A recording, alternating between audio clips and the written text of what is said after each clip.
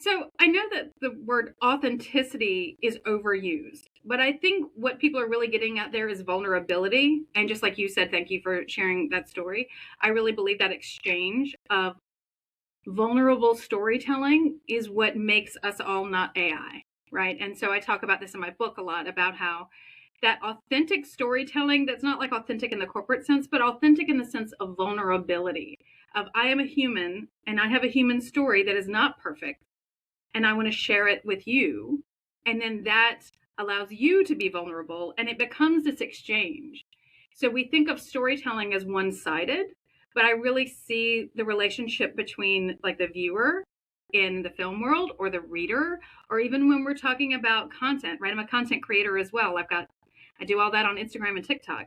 You're talking about an exchange between the person consuming the content, consuming the story, and the person telling it.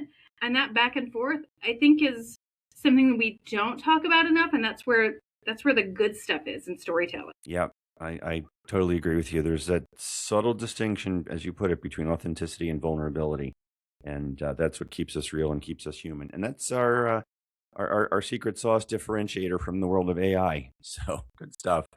Y- Karen, excuse me. Yeah, on your website, your website says that words are power.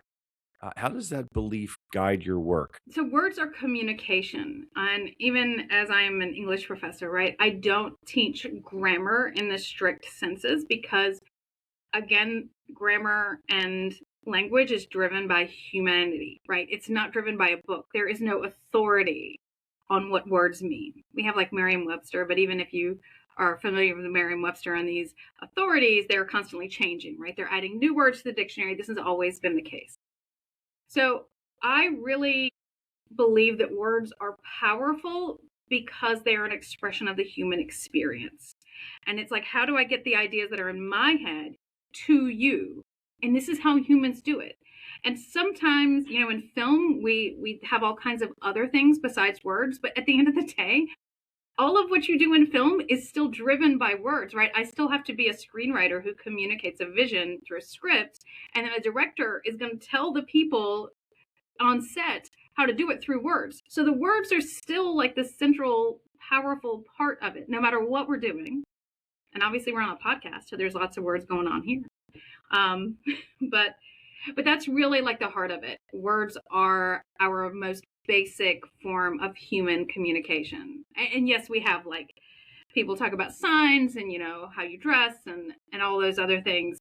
But we're communicating intellectual ideas through words. So there you Yeah. go.